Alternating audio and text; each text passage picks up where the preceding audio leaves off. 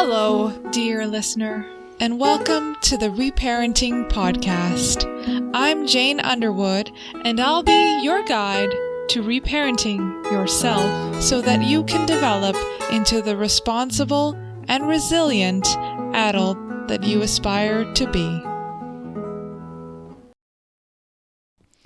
The holidays, that magical time of year when we go home and immediately forget everything we've learned in therapy.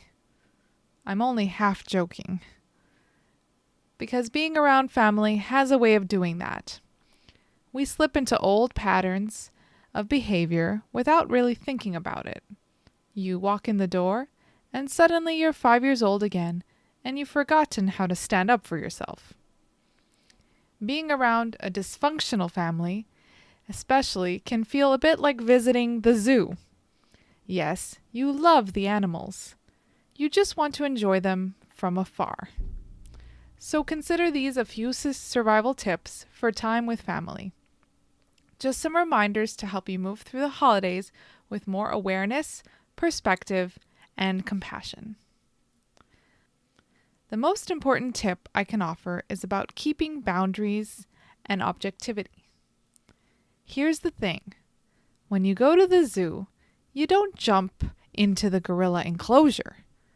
That's not bravery. That's a bad plan. And yet, every holiday, emotionally, we do exactly that. We jump in. We argue. We defend what doesn't need defending. We explain ourselves to people who aren't actually listening. Before we go any further, I want to name something important.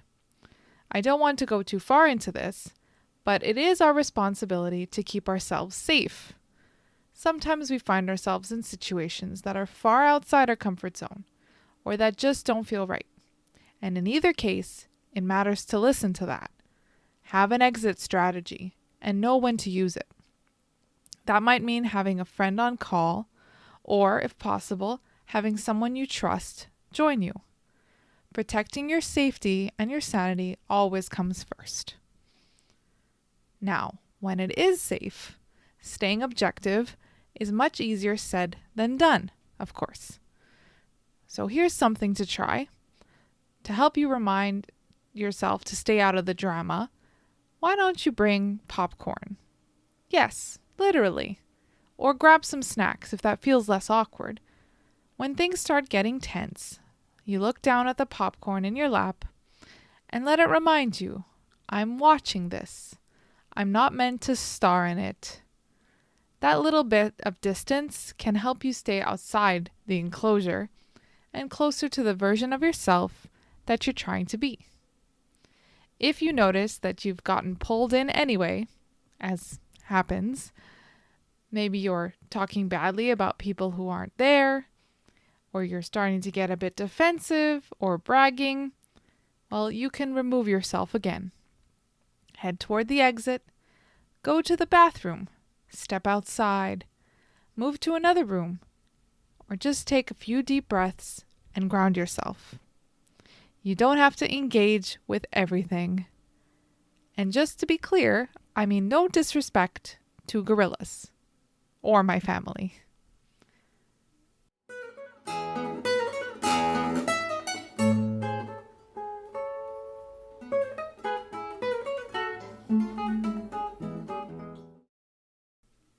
My next tip is about separating what's yours from what's theirs. When people give you unsolicited advice or make comments about your life, it can be helpful to pause and ask yourself, does this say more about them than it does about me? Are they actually talking about my life? Or is this a chance for them to justify their own life choices? Because sometimes advice isn't really guidance. It's reassurance for them. Now, of course, there may be some truth to what they're saying. There might be an area where you can actually grow or improve. So stay open to that possibility. At the same time, keep in mind that it might not be about you at all. Remembering this, that things are not black and white, that there might be something worth learning, and it still might be not about you, gives you that moment of choice. That moment can be enough to slow down, take a breath, and decide what's actually yours to take in and what isn't. And that helps you stay out of the drama and out of the gorilla enclosure.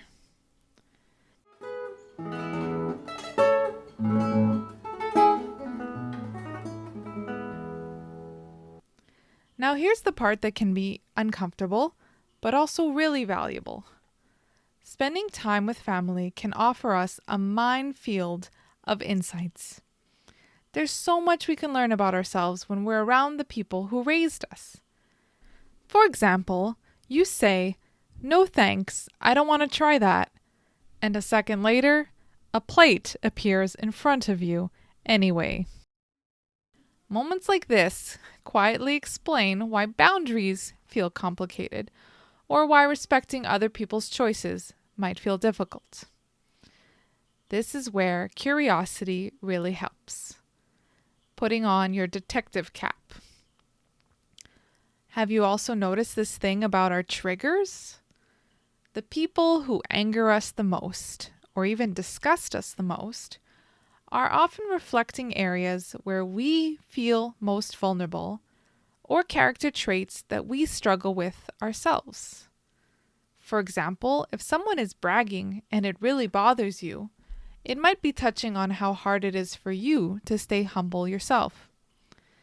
And the people that we admire or even envy, they're pointing to what we want, to our wishes, to our desire and dreams about our life. Envy isn't mean, it's directional. It tells us where we want to go.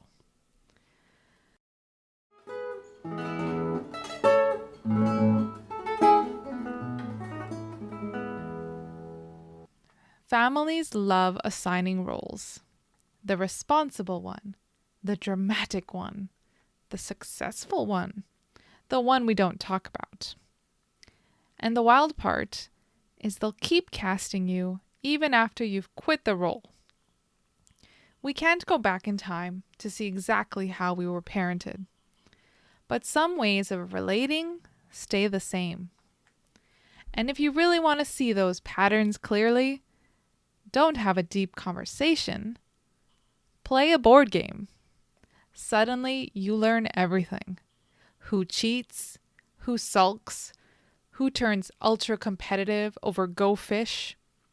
The best and the worst behavior tends to come out when we play.